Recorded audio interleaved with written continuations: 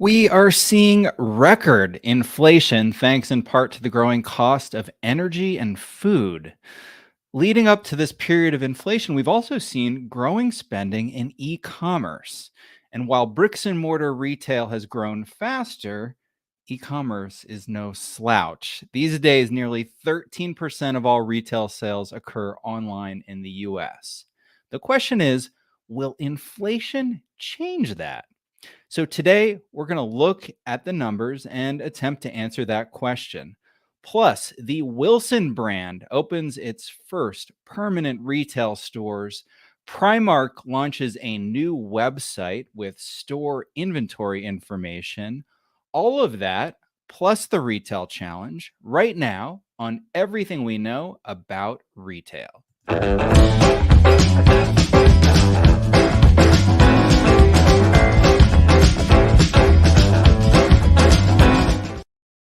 Hello, my name is James Cook. I'm coming to you live from Indiana. Taylor Coyne is in Los Angeles. Hello. Hello. This is Everything We Know About Retail, where we tell you everything we know about retail, 3 things at a time. It's so simple. It's right there in the name. So, Taylor, what do you know about retail?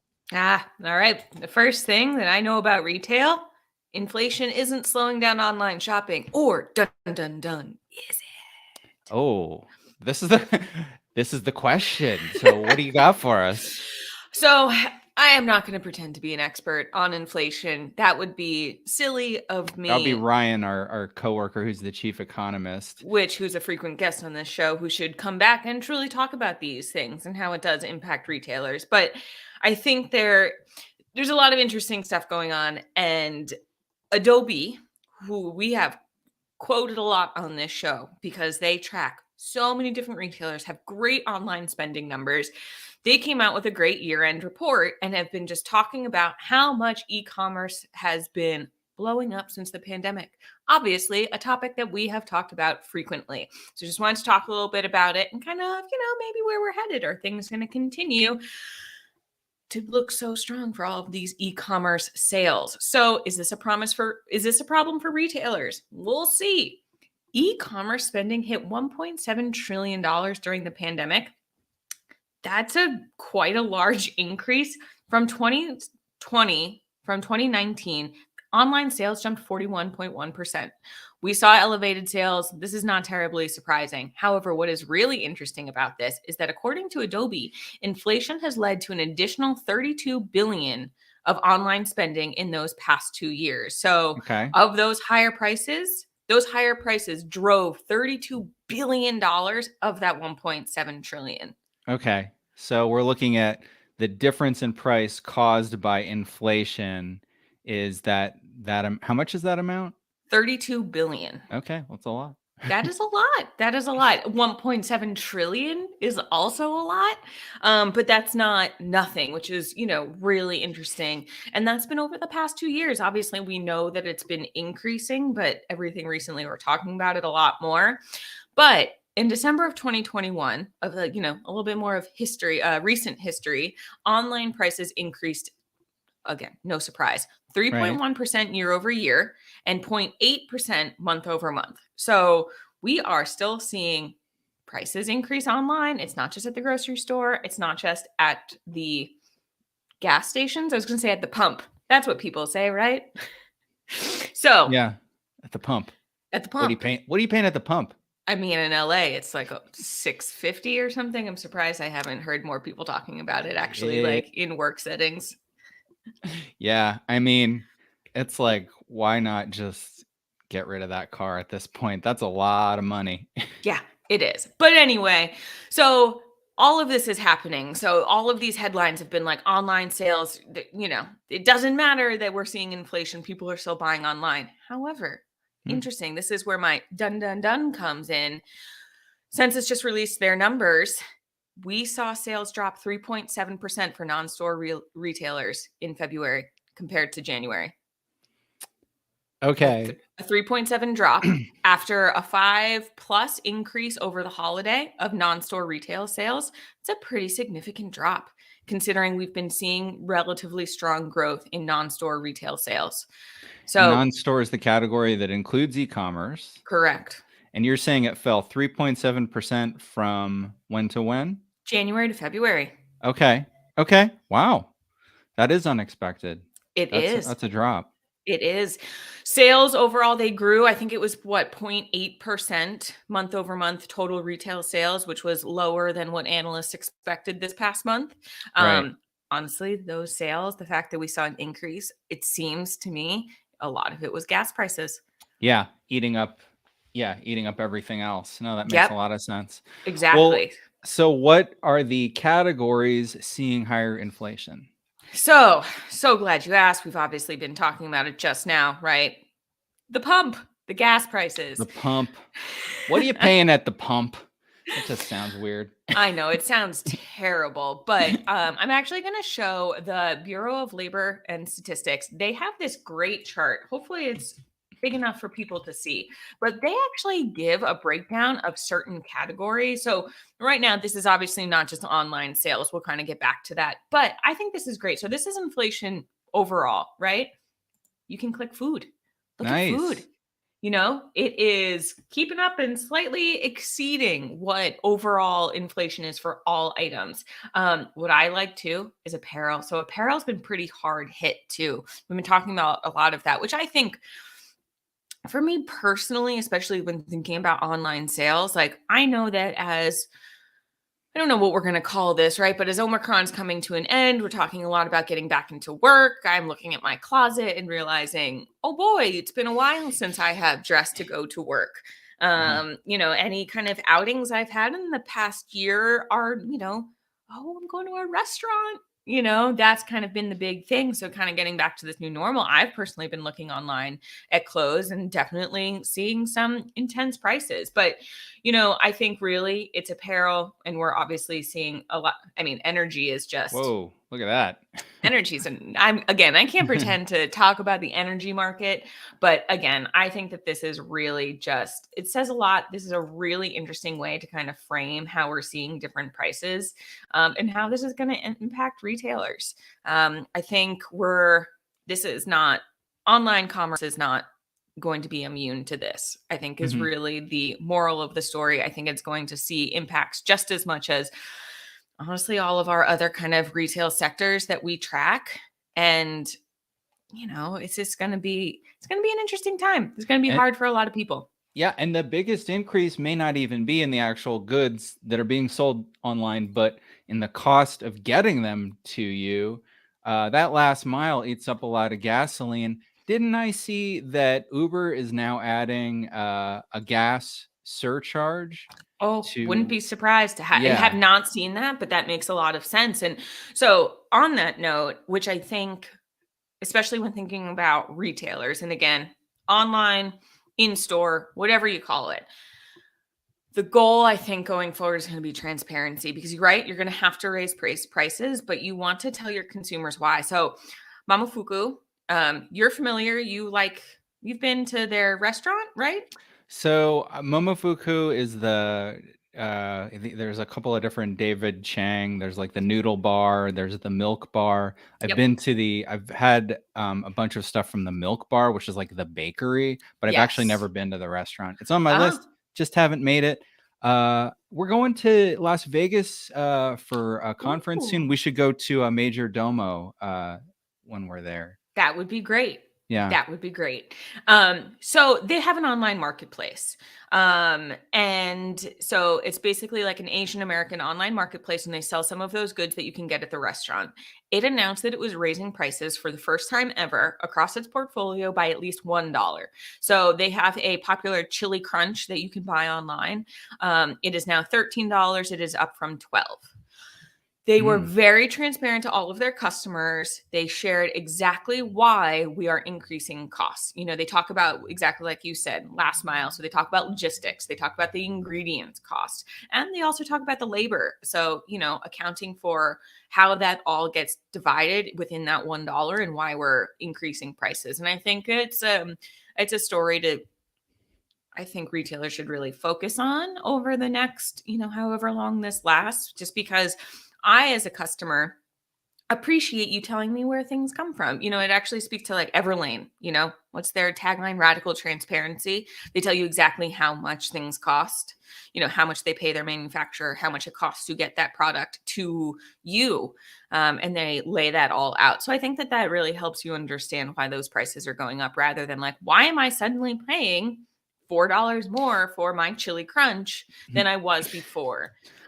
So The worst thing about rising costs is they don't go down again.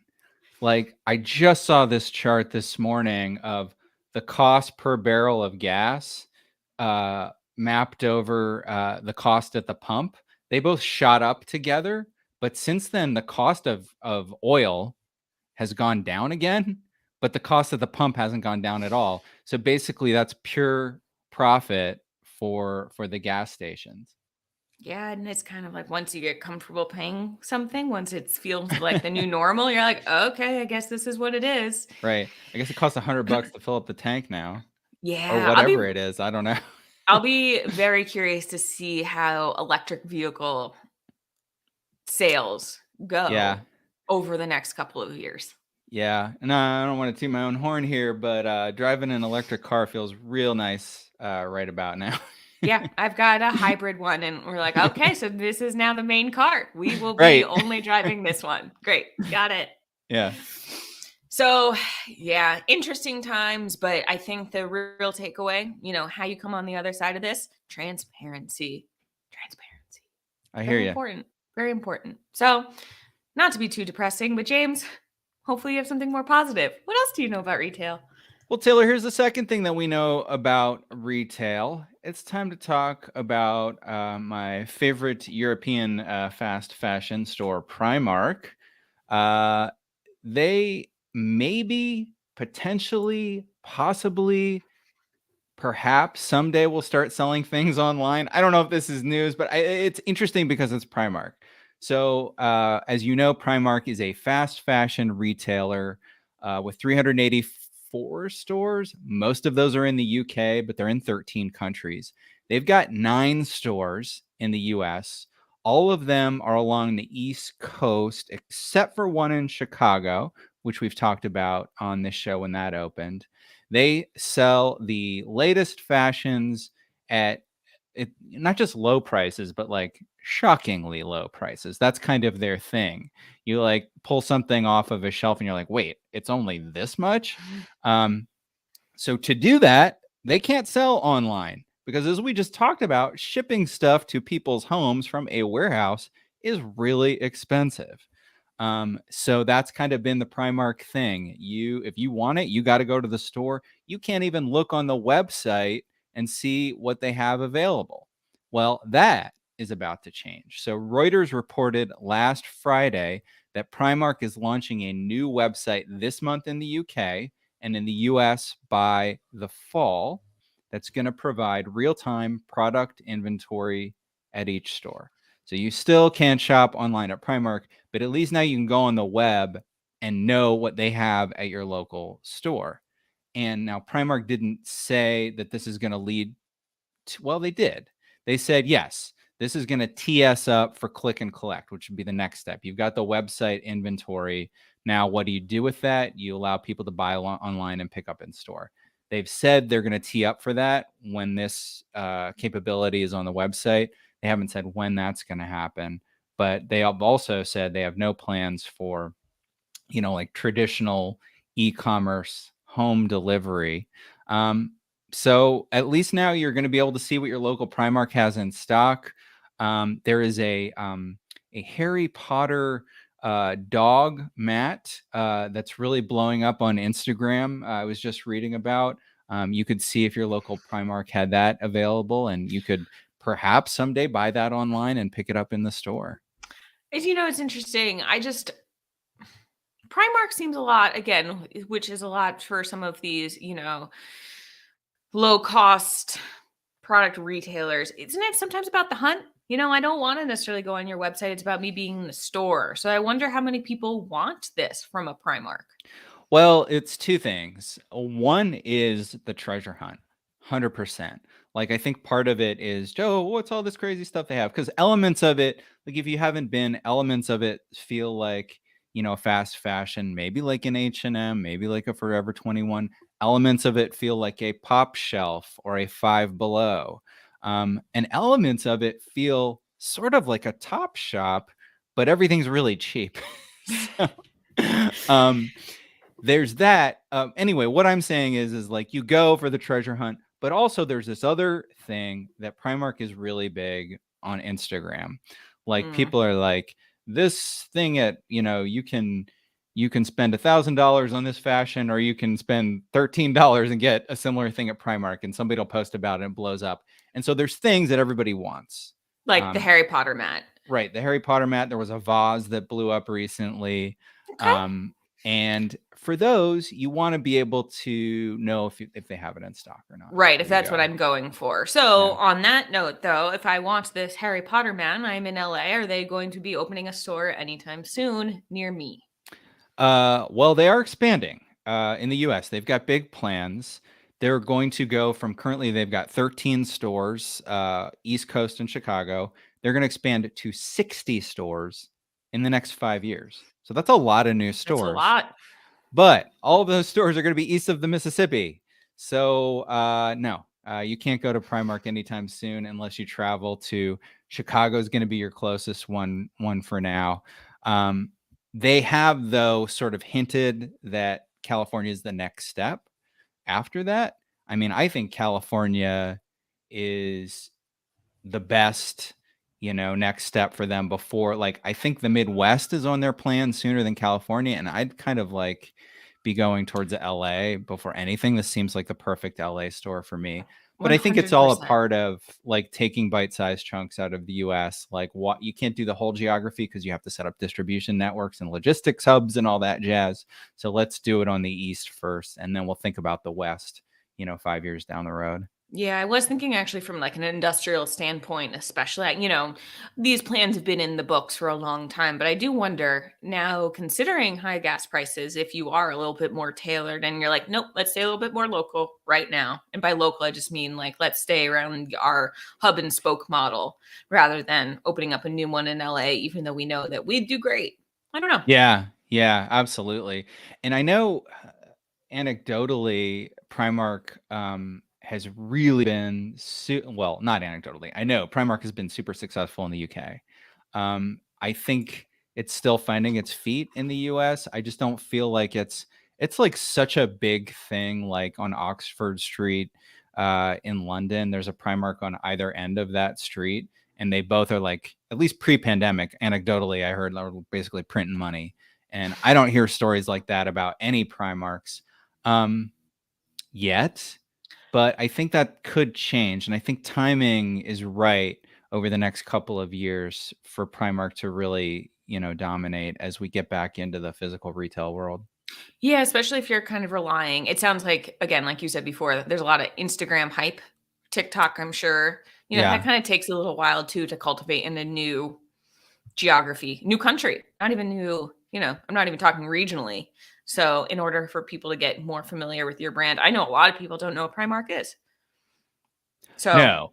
No, that most makes sense. most don't. Um, yeah, so it really has to just build up its brand.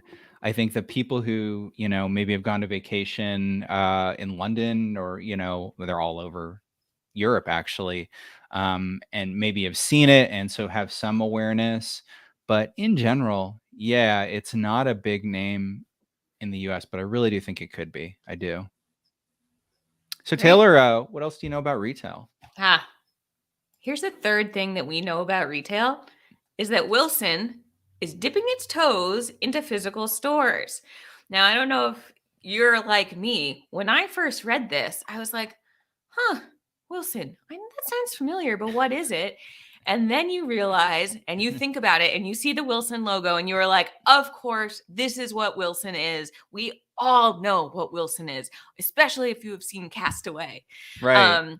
But I think that this says so much about this story, right? That we all know what Wilson is. You've seen the tennis rackets, you've seen the baseball mitts, you've seen everything that with the Wilson logo, but it it almost didn't come to mind for me right at first, which I think is super, super interesting about the Wilson story.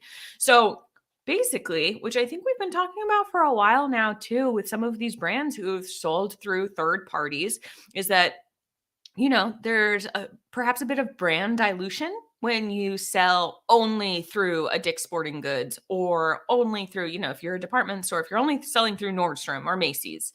We've kind of talked about the pros and cons to that. Yeah. So Wilson says, okay, I think it's time for us to branch out on our own and open up a physical store. They've been doing online sales. You can go and, they could obviously can go to the Wilson website and buy things there, but has been only sold through dealers and sporting good retailers. And then they only launched their online store in 2010, which also I think is super interesting, which really is like not that long ago in the scheme of how you buy your sporting goods. And so that was the first time that the brand sold directly to consumers. And they have been doing that since 2010. They've had, so just now over a decade, stepping further into this. We are a brand. We can meet your needs. We can do this for athletes. We can do this for your average Joe who just wants to, learn how to play tennis. So they've opened up their first store in the Gold Coast neighborhood of Chicago, which also has been doing extremely well, or I should say doing above average in terms of how Chicago urban retail has been recovering. And they've also are now opening in Soho in New York, which again also makes a ton of sense in my mind. So, two Wilson permanent stores. I feel like I've seen pop-ups that they've done in the past. Yes. And which again, this makes a lot of sense to me too, which I didn't think about it. So they've done pop-ups, but they've done a lot of, I would say, I guess more dynamic pop-ups Like at like events. activations at events. Yes, Yeah. very Yeah. much. Activation's a great one. So like Super Bowl, College World Series, the US Open, the big tennis tournament, which I think again, sometimes you just don't, of course you are doing those things, but it just again, I think if you're not maybe a professional athlete or you're not, sourcing goods for those professional teams, you sometimes maybe forget about Wilson. But they've done a really interesting job in these stores. There's a huge emphasis on the community of they opened up in Chicago and it is a big emphasis on Chicago. They've got a lot of Chicago branded items. They're really trying to make that a store that Chicagoans feel excited to go into because it's a And reflection their of their their headquarters community. are in Chicago too. Yep. So, and then in New York too, they've done they have this, it's like an indoor atrium. It's a park. It's named after, the founder, Thomas E. Wilson. So it's called the Thomas E. Wilson Park. It is a indoor atrium space named after the Hmm. founder. And I've seen videos of, people going in and hitting, playing basketball, but it's a super cool space and you can actually go and try on your gear and then, do sporty things in this atrium space. So I think for your first foray into physical retail, Wilson has been doing a very great job of, making sure that you're aware of their brand and just, when I was looking into sporting goods, McKinsey had come out with a report recently just about, the future of the global sporting goods market. And you can see a breakdown by different countries, but you can see this, like the market size of sportswear continuing to grow in the US.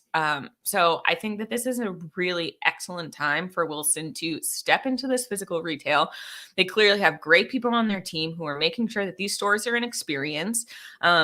And clearly also they've been doing well enough online that they feel that, this is the next step to them. So I feel, going into this next generation of making sure that you are focusing on both online and physical, this is like the best time for them to do it. So I think this is exciting. I've not read anything about, more stores opening, but I'd be surprised if they don't continue to open some more stores.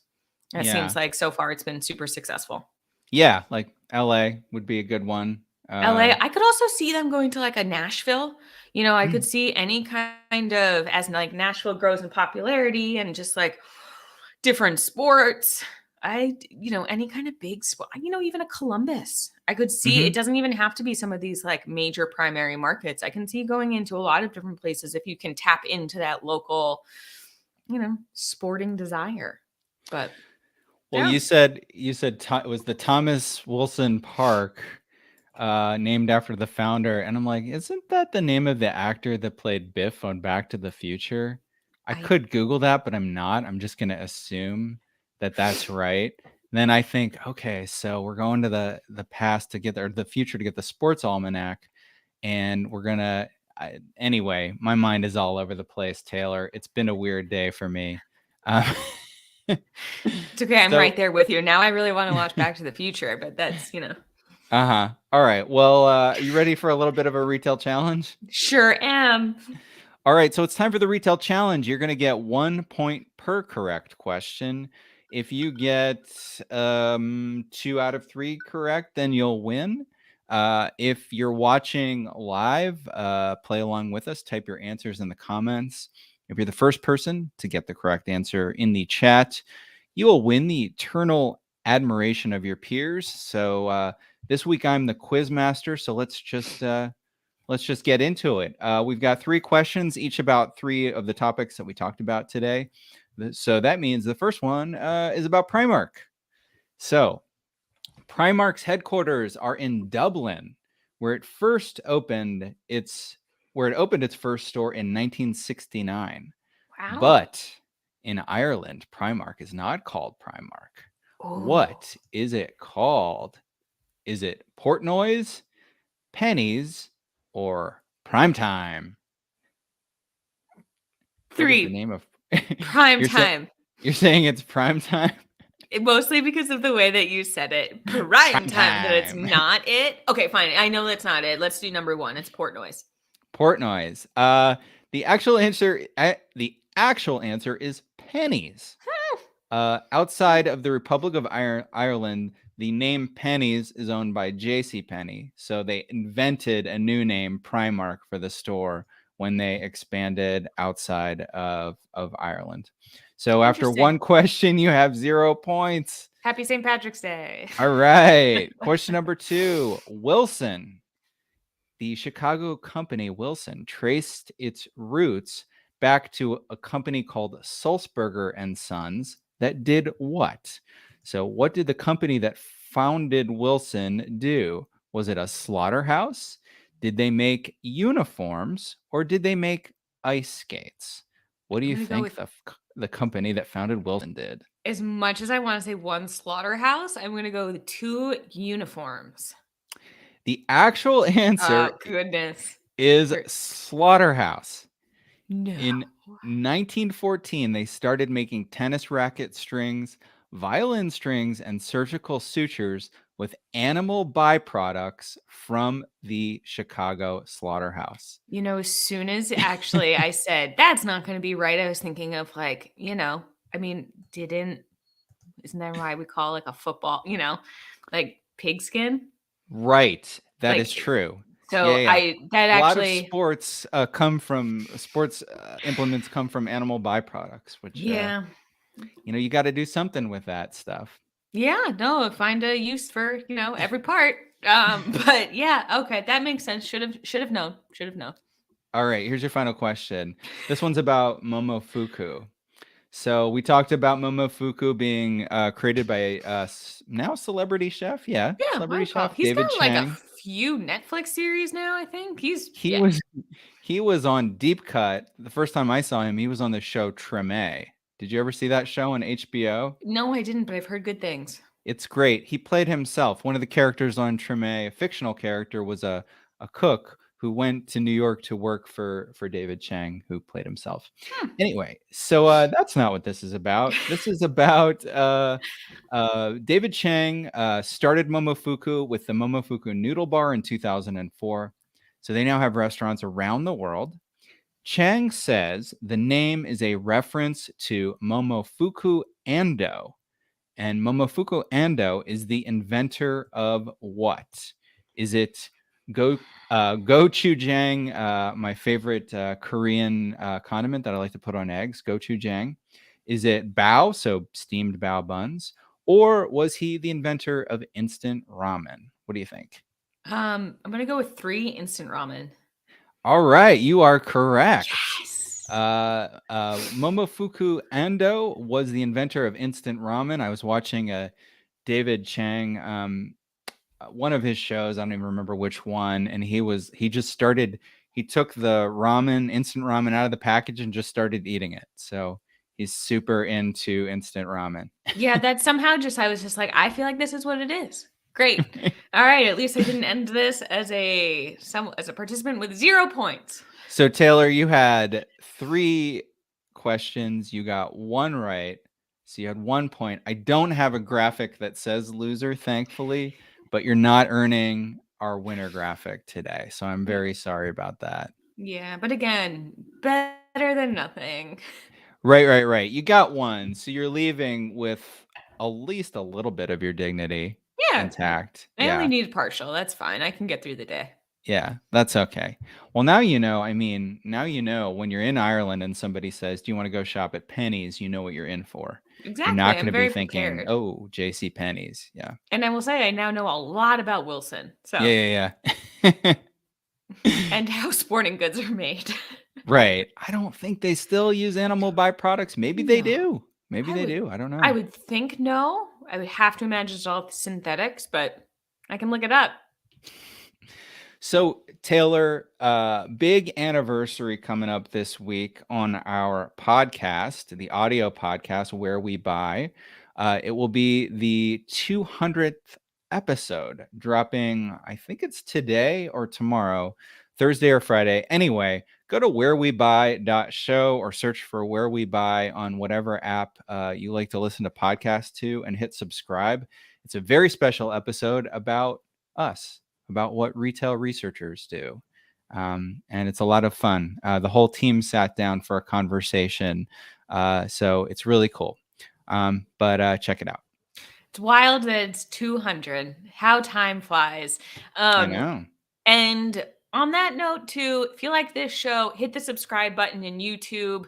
You can click on the bell icon so that you're notified when a new show comes out. You can also follow the JLL retail page on LinkedIn. We will be back next week. New episode next Thursday at 9 a.m. Pacific, 12 p.m. Eastern. You can get that on everythingweknow.show or on the JLL Retail LinkedIn page. So, Taylor, tell me, what else do you know about what we can create from animal byproducts? Oh, just you wait. I'll tell you all of that next week.